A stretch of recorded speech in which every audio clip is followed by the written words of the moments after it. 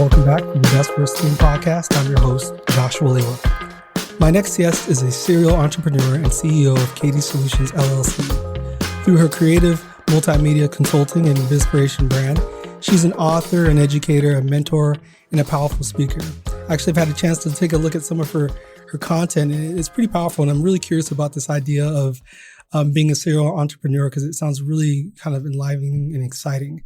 She's also the host of the Bizperation podcast, where she connects leaders with leaders from across the globe. You can find her at bizparationalglobal.com, and she'll definitely share some more of her contact information.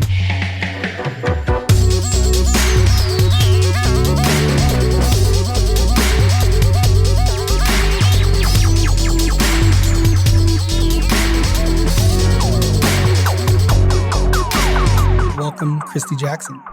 Thanks. I'm just excited to be here and talk with you and your listeners today. Well, I appreciate it. So, this idea of being a serial entrepreneur, can you tell me about what that looks like? What does that look like in your current role? Well, currently it looks like, me running my own business. It looks like me running a couple of nonprofits, and it looks like me running a couple of community projects and events that I hold annually.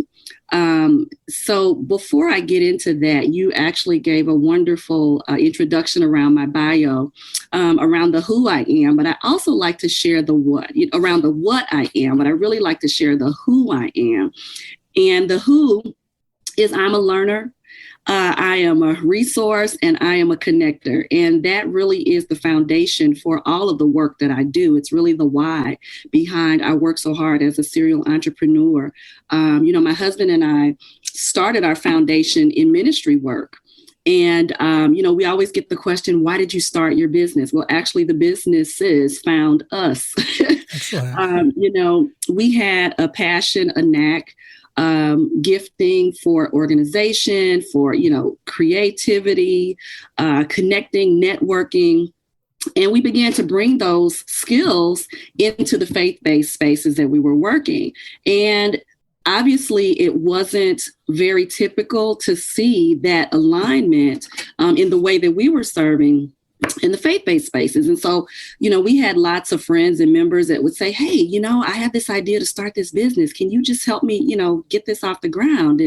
And so it really started off as, passion projects, just helping individuals with events and launches and just giving them ideas on how to get their businesses started. And it evolved into a consulting and a coaching service for us. And, my husband, James, he has started a media company, which really started with, us wanting to help individuals have nice headshots. Oh, yeah. We were trying to help network and connect individuals, and they would send us pictures of like car selfies and, things like that. And it's like, no, you need a professional picture. Like, right. Let me go buy a camera, and I know we've got an office where we can put you up against a nice, clean background, and we'll shoot your picture. And here we are, 8 years later, with a multimedia company. We have a creative coaching consultancy. I am an author of 4 books, and we are still growing and we are still learning. Well, thank you for sharing that. I appreciate really the reset on who you are and the why. So it's an interesting transition, and maybe that kind of goes into my next question about that path. Because starting in the ministry, I can imagine that's some real purpose-driven work, and it's deeply connected to your why. And so to move out to other sectors, I don't know, was that an easy decision for you two to make, or how did that decision come about? Well, as I told you, it found us. We were actually coached to start a business. And it's really interesting because, my mom, it's almost like, your path there are aspects of your journey and your path that will show up before you. And you don't realize the significance of that stage of your life until it's significant for you, right? So, my mom is an entrepreneur. She owned a private music studio. She taught piano and voice, and she did that for 20 years. She was a single parent. She ran her own business. And so we watched her, my brother and I, we watched her run her business. We watched her also work as an educator in St. Louis public schools. And so, saw the grind. We saw a woman-owned business. And I had no idea. I thought that I was going to follow the education path like her. And so, I started in education. I worked in education for 20 years, specifically gifted education, and just so blessed to serve as the first woman of color in many aspects of that role. And so, as I said, in helping and serving and, doing events for people, people would say, how much do you charge? You really should do this as a business. And so over time, my husband and I looked at each other and said, you know what? We really are putting in the hours. We really are taking this serious. I think we can do this. We think we can do this. And so we had to learn how to monetize those skills that we had and how to brand ourselves. And it's been such, you talk about the path, it has been such a learning curve for us, because initially we started the company as an event company and a consulting company, right? And so because that's really a lot of the work that we were doing. And we opened up this beautiful event space called the DK Annex.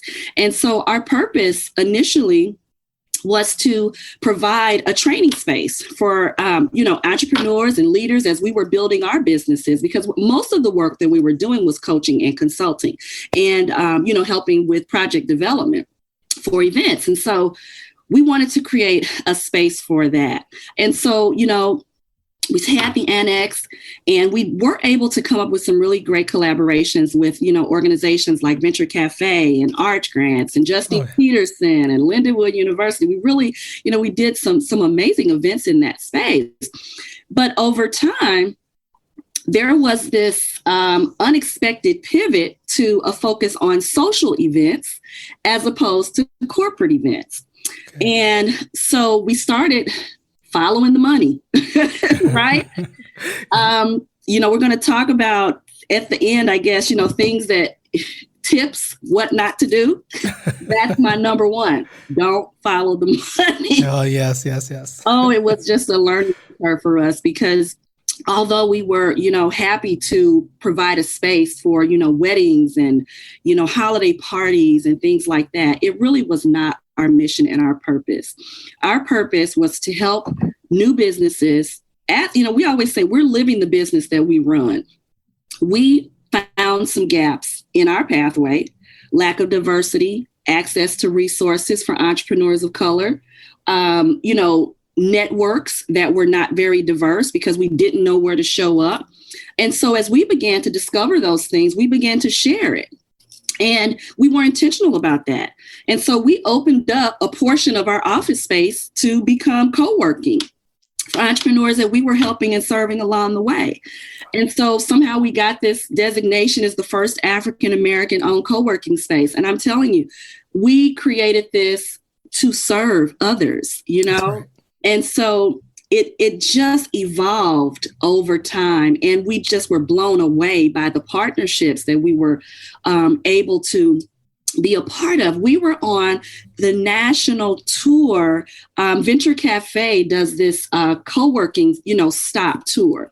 And, the Cortex space is very tech heavy, successful businesses. And we were baby businesses, right? We were less than 5 years old, but we were a part of that stop.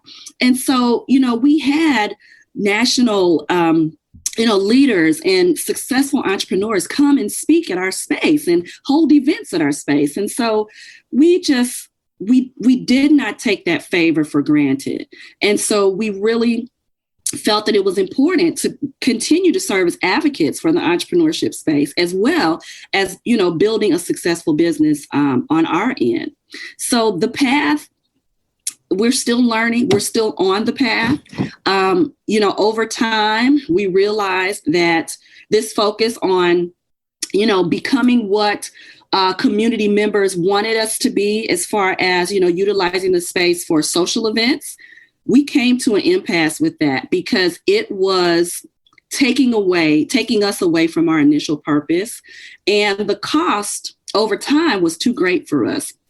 And I'm not just talking about the monetary cost. I'm talking about the emotional cost. Yeah. I'm talking about the physical cost. Every weekend we're setting up chairs, breaking down tables, showing up early to let folks in, to set up events. And that is not where we best are served. Our energy, our gifts, our talents are not best served in those areas. So we had to make a decision. And we had to make a decision to pivot, to stop before we were getting too far ahead. And so we had to step back and look at what was bringing us the most value and what was the most value that we could offer to our customers and clients. And it was initially the coaching, the consulting, the speaking, because that was a specific gift that we had that really connected with individuals. And with my husband, it was the media side. And this was before COVID hit.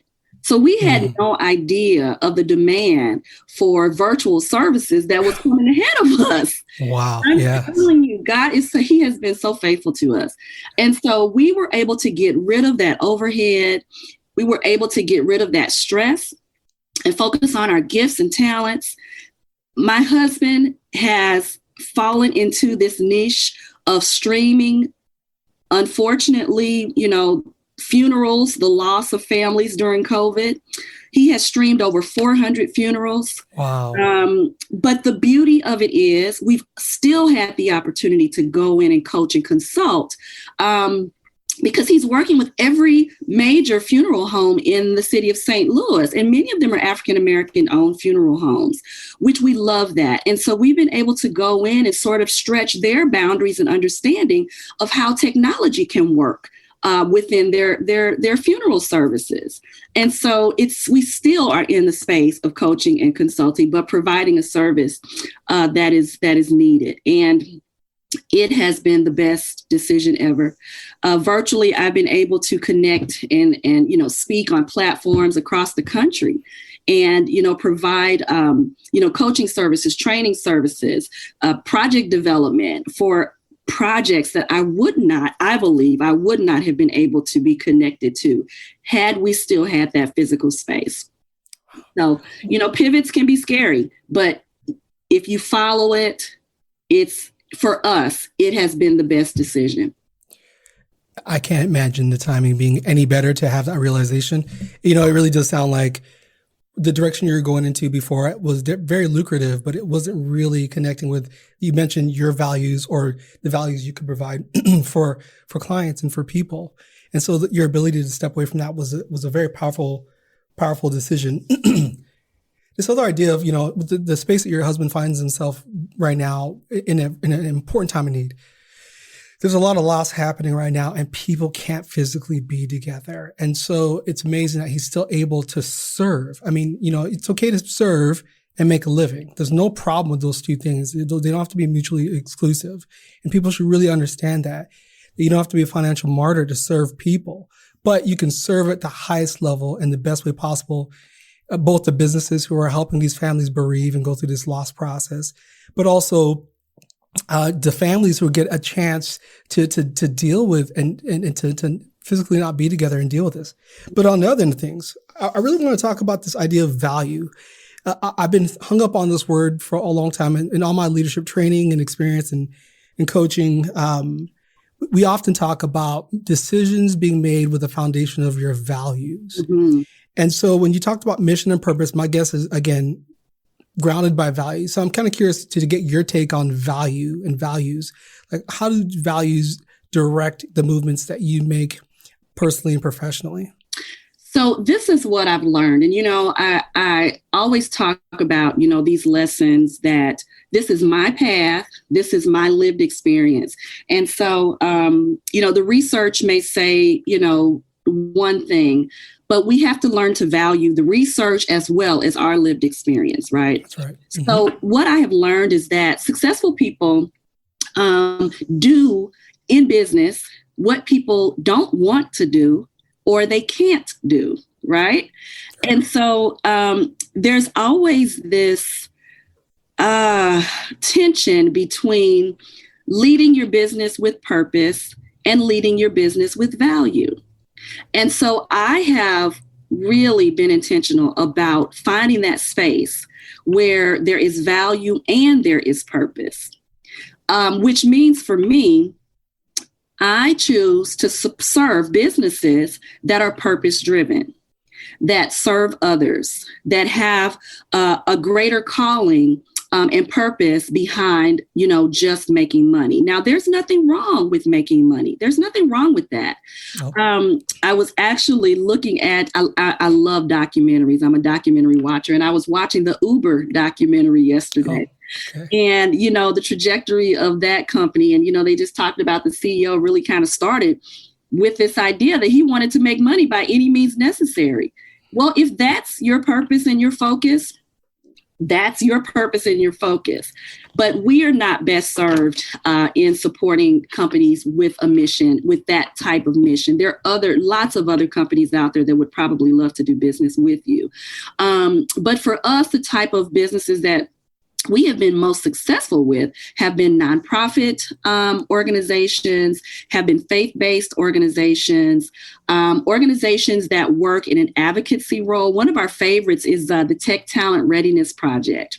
And so in this project, we are identifying gaps in diverse tech talent, right? I mean, St. Louis is becoming a nationally recognized city for, tech jobs and opportunities. But there are so many Black and brown faces missing from those opportunities. And so we had the opportunity to serve as project developers on that project, as well as providing the multimedia services for it. And so we're creating a documentary to show, storytelling is so critical. And so we have the opportunity to provide that. So that creative consulting piece comes through in helping organizations and companies identify what is your messaging and what is the most interesting, creative, and valuable way to share that with your target audience. And so for us, it has been learning who we are and who we are not. And so, that's where the value has come in for us. We are individuals that are founded on purpose. I've learned to tap into my power, which I believe is God-given, which is a strategic thinker, which is being a creative thinker, a collaborator, a public speaker, a person that, lives and finds generosity valuable, that is a lover of people. And, we tried to follow the money path, and it just didn't work for us. And so we've done the research. We did the trial on that model, and it just didn't work for us. And I'm telling you, we have tripled our revenue based on this model of trusting our path that was ahead of us that we didn't even know it. Well, I can so much appreciate your focus on purpose-driven work versus a money-based work. And I see other, entrepreneurs or budding entrepreneurs who that's their primary focus. Mm. I love that you acknowledge that, for Uber, if that was the intent, then that's fine. The bottom line and being able to have cash flow and make money, that's great. I can appreciate that that's going to be a value system for some people. But I can imagine that may be difficult to be sustainable for many people as they consider a long career. So I can appreciate that. So I want to switch directions a little bit here because you mentioned your mom earlier, being an entrepreneur for over 20 years. Mm-hmm. If you wouldn't mind, it sounds like she's an inspirational person. So if you could share a little bit about your background, kind of your family, and whatever else you feel comfortable sharing. Yeah. So I love talking about this story. How old am I? 46 years in. You as you grow older, you have a greater appreciation of, and I'm going to try not to get emotional, but you have a greater appreciation of your parents and the sacrifices that they made to shape you and mold you into the individual that you are today. And so, a lot of times when I have the opportunity to speak to audiences about my start, I always say that I am the daughter of a dreamer and a disruptor. Mm. And we've even created a brand where we share stories, about individuals' truths that, yes, you can have aspirational ideas and dreams, but it's not, you can also push the boundaries of inequity, push the boundaries in those spaces through those dreams. So, you can be both. And so that is the way that I define myself. And, my mom was the dreamer, is the dreamer. She is a creative. Her gifting is music. She went to college and has a degree in vocal performance and education. She traveled the country singing with gospel groups, just Shirley Caesar and, James Cleveland, like those gospel. She traveled the country singing with them. And also she performed on Broadway.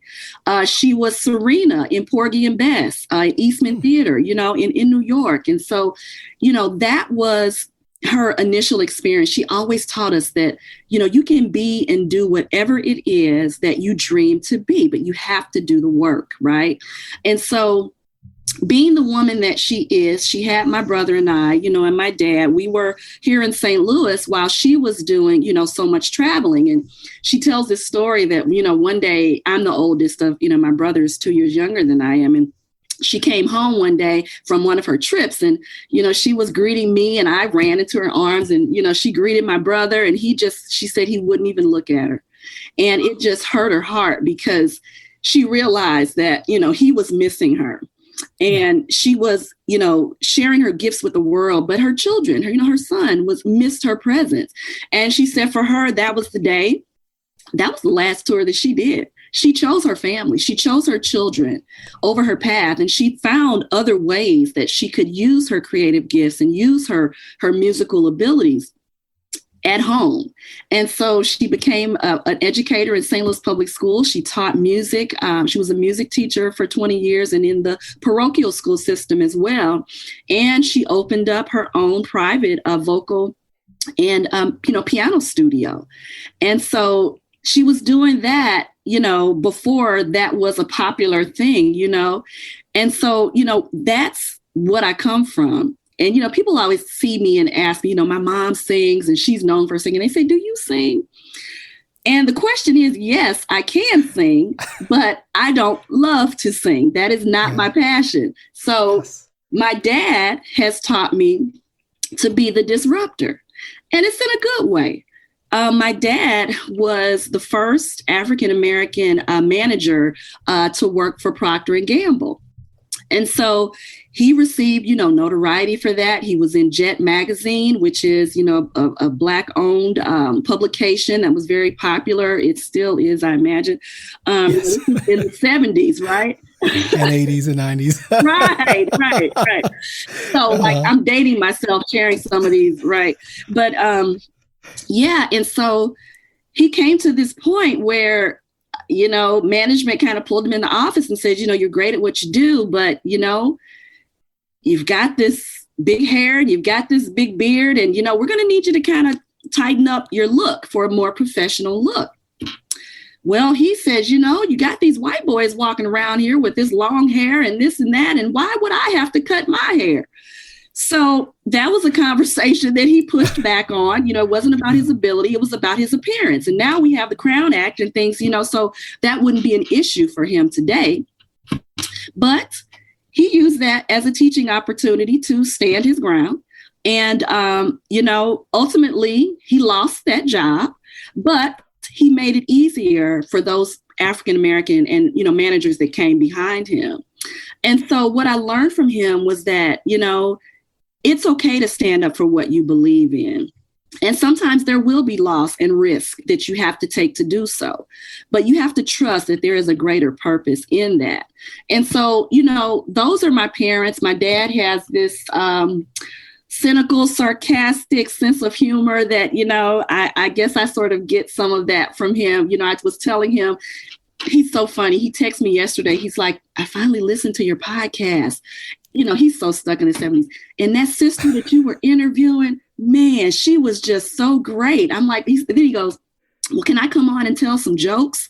I'm like, Dad, no, you cannot come on my podcast and tell some jokes. No. But they are so proud. And I am just blessed to, to be just a product of both of my parents. And so that's who I am. And that's my foundation. Well, you sure are blessed to have your mother, the dreamer, and your dad, the disruptor. What a wonderful combination.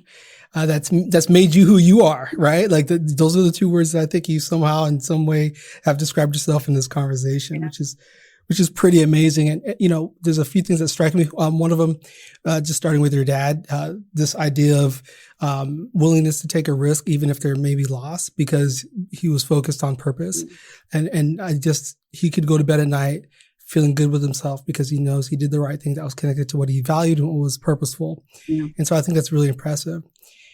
For your mother, her pivot, I mean, she had this wonderful career traveling everywhere, doing this thing that she loved, but the look on her son's face really broke her heart. And I've had a personal experience with that professionally as well, in making tough, professional decisions, but knowing that I needed to be happier as a parent. And so, just sacrifice. But she didn't sacrifice and just walk away from it all. She repurposed herself and found different ways to contribute, make a difference, and serve. And she's had obviously a wonderful career doing that. So I'm really moved and inspired by the story of your parents. It's no wonder you're the person you are today. At least you've built on some of that foundation and made yourself even a better version of you. So we're going to take a little bit of a break and then we're going to get into the big question.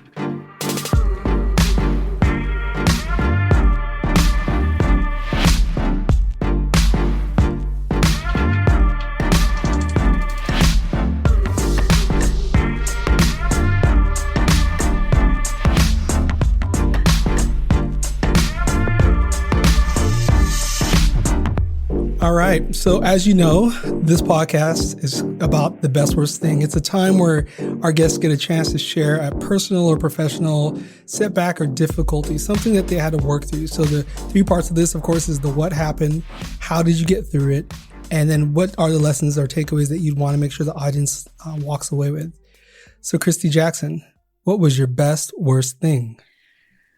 Well, I'm going to stick to the professional best worst thing because there are, personal best and worst things that have happened as far as, relationships and loss and friendships, that are a result of following your passion and, individuals not understanding why you would be so committed to, a path that is not quote unquote secure. Right. And so, the best worst thing that happened to us, and I sort of talked about this earlier, was pivoting from having our physical space to, moving into the virtual space. And that was not just a pivot that affected us. We talked about, just this notoriety. We were in the St. Louis American for, being which is a national, actually, Black run newspaper here. We were in Small Business Monthly, because of being, African Americans that owned co-working and this event space. Right. And so the community really was proud of that. We would get, customers and clients that would always say, we love your space and we love that it's Black owned. They took pride in that. And so it was a hard decision to walk away because we did not want to let people down. And, we tried to continue on that pathway longer probably than we would have because we didn't want to be, to let people down and represent, quote unquote, failure for those that might have looked at it that way, because they really didn't understand what was happening internally with us. Right. And so that was a very, very difficult decision for us to make and experience for us, because we really do pride ourselves on doing what we're going to do, integrity, honesty, truth. And this was something that was bigger than us. I mean, we were getting so far into the red because our passion was no longer there. We weren't committing to, upholding those things that we had to do to keep the business running, because it just wasn't in us anymore. We were exhausted. And so because of that, we had to walk away from it. And we weren't sure how to reintroduce ourselves. Because again, there was this feeling that we had let people down, because our community has supported us. So, officials, as I said, national organizations have had events and memories, and so many startups have launched their businesses from that space, right? So it was a very special space in our community that represented not just a physical space, but the birth of many, many good works and many good businesses and much collaboration. And so it was very difficult for us to walk away from that. But we really had to think about the trajectory, right? Like this moment, if we push past this moment and we can be honest about it, we made some mistakes. We started off with good intentions, but again, we got a little off track trying to pay the bills and doing what we thought people wanted. And that was not the right decision for us. That was really not the right decision. And so we had to just sort of regroup. And in that, there was also some personal development that happened, because we had to look at, why are we willing to sacrifice ourselves so much for others? What is the why behind that? And so then that got into, just deep work. Fear comes up, right? Fear of rejection, fear of letting people down. And, what will they think of us? Pride, all of those things started to kind of come up. And it's like, you know what? We have to do it afraid, do what's right afraid. And so that's when the doors started to open for us. People were understanding. They got it. They got it. That was a business model that wasn't working for us. And so it's okay to pivot. And we have been able to serve in such a greater way than we would have if we were still in that physical space, right? As I said, we have had clients from across the country, Guam. Just spaces that, individuals we would not have ever come in contact with. And even developing our skills and gifts, right? We had to understand, I've asked myself this so many times, why can't I just be one to sell a widget like everybody else? You know what I mean? Like, why can't I have the product-based business where we can see the bottom line so clearly, but God has gifted me with a skill set that is communication, it's training, it's education, it's inspiration, it's writing, and it's more of a service. And so I've had to learn how to value that as my gifting. And once I learned to value it, because I would underprice myself, right? I wouldn't, and so once I learned to value it, then others began to value it. And I was able to walk away. As I said, I worked in education for 20 years. A couple of years ago, I literally, and I tell this story and people get, chills, and I'm not going to give you all of it, but I literally was at the point where I had to make a decision as to whether I was going to return my contract for another year, or if I was going to work full time as an entrepreneur. I had such tension, disequilibrium in my spirit around what to do. I knew what I felt in my heart, but I didn't want to put my family in a position of losing a stream of revenue, of income, right? Yeah. And that was secure, quote unquote. Again, before the pandemic, had no idea what education was going to look like 2 years later. Yeah. But I literally had my contract on my desk signed, and then I had a letter of resignation on my desk ready. And I'm just like, I have to have a sign. And I'm not one of those people, because faith is one of our values. And I'm not one of those people that say, God, give me a sign. I'm not that person. I trust him. But that day I said, I need a sign. You have to let me know, what should I do here? And so it was 3:00. It was time for me to turn in that contract. And I said, okay, I don't have a sign. I'm going to return this contract. I walk into the hall, and one of my coworkers is there in the hall, and he's like, hey, how are you? And this guy is one that is an encourager. He's a minister, and he always finds me at a place of indecision. Now, he doesn't even work on my side of the building. Doesn't even work. He shouldn't have even been over there. Right. Right. So, and I'm trying to play it cool. I'm not like, oh my God, thank you, I needed this, but I'm just like, how's everything going? And he's like, well, I said, you always find me at a place when I'm trying to make a decision. He said, you know what? He said, your time here is served. He said, your season is up here. He had no idea. He said, your season is up here. He said, what I feel is that you are about to enter a space where you are writing, you are teaching, and you are traveling. And he just kept saying that. He said, that's your new path. You are to write, to teach, and to travel.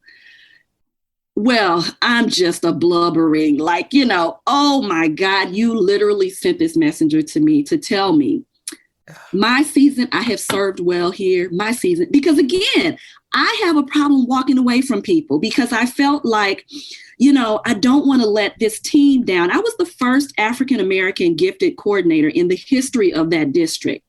And so my position there was more than the work. It was the representation.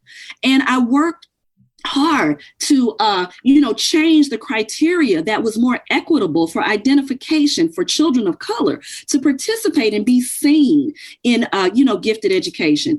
And so walking away from that meant, in my mind, that I was leaving those people behind.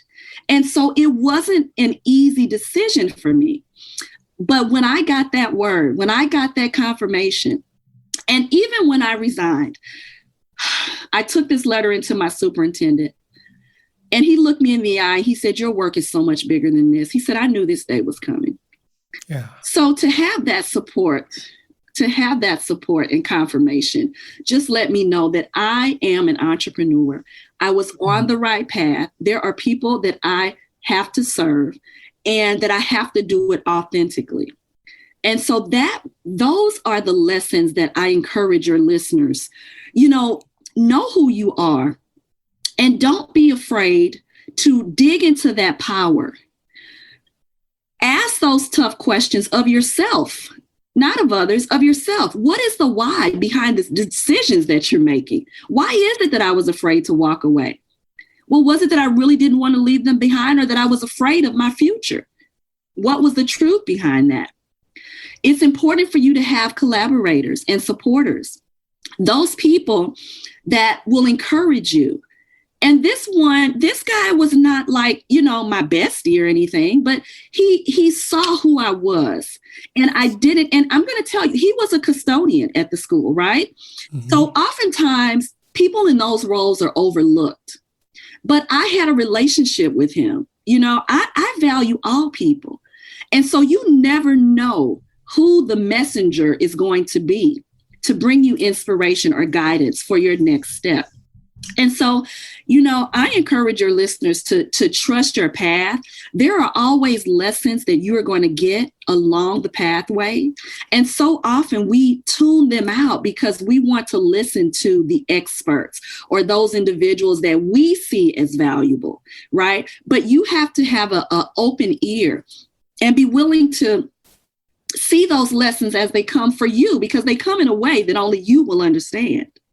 And that was such an unexpected connection with that guy, for him to say that. Like, I literally would have only made that decision if it happened that way.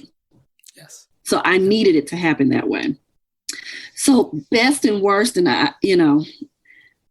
it was regret right away, meaning walking away from that space. But Years later, it is the best decision we've ever made. I'm so happy. Yes. I am happy. Yeah, I'm visualizing you looking at these two pieces of paper and just still not having any conclusions. And then just the powerful experience of walking into this person who you saw as a person and really valued, regardless of his role. You know, you probably even valued his role. And for him to be kind of that messenger to help you really discern what was needed. And then for the principal to be like, yeah, you know, I saw this coming, was just so validating, which is super impressive. You know, I do think you demonstrate courage. I can imagine a lot of fear. And also too, the buyer's remorse as you walk away from the job and you're like, was that the right decision? Maybe I should have got the red car instead of the blue car. Like I get that.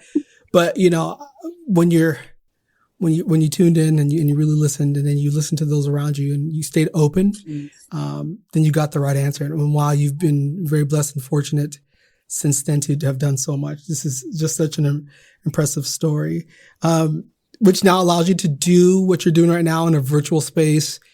And I don't know, I think you have this knack for paying attention to things that are bigger than you in order to serve others. So I'm truly impressed by you. And I'm so glad you took some time to meet with me today. I truly appreciate the opportunity. You know, there are just so many lessons that we can learn from our stories. And so, you know, the latest book that I've written is called Dream, Think, Launch. And it really is the high level perspective of this entrepreneurial journey, right? I mean, you start with this pie in the sky dream that anything is possible, but you have to know that those sinks are going to happen. And I use the visual of the skate park. Right. So, you know, you have this platform and then this dip that, you know, some can just shoot right across, but some are going to fall in the middle. And you eventually will land on that other side if you just take those lessons that you learn during that sink period that gives you the velocity to shoot up and land into that launch. And so often we just focus on that launch and we prepare for the launch, but we don't prepare for the sink. You have to be guarded with that growth mindset and that perseverance and faith, you know, for me. And so I'm just, anytime I have the opportunity to encourage, to share, you know, my story, I appreciate you, Joshua, for this platform, for allowing us to share your story, our stories, and congratulations to you. Thank you. I appreciate it. And I'm telling you right now, we could go another hour and a half. But instead of doing that, could you share with people where they can find you? Absolutely. I am on all of the social media platforms, Kristy Jackson, and it's Kristy, Facebook, LinkedIn, Instagram, Twitter. And my website is Bizperation, BIZPERATION.com. Excellent. Thank you so much for being here. We appreciate that.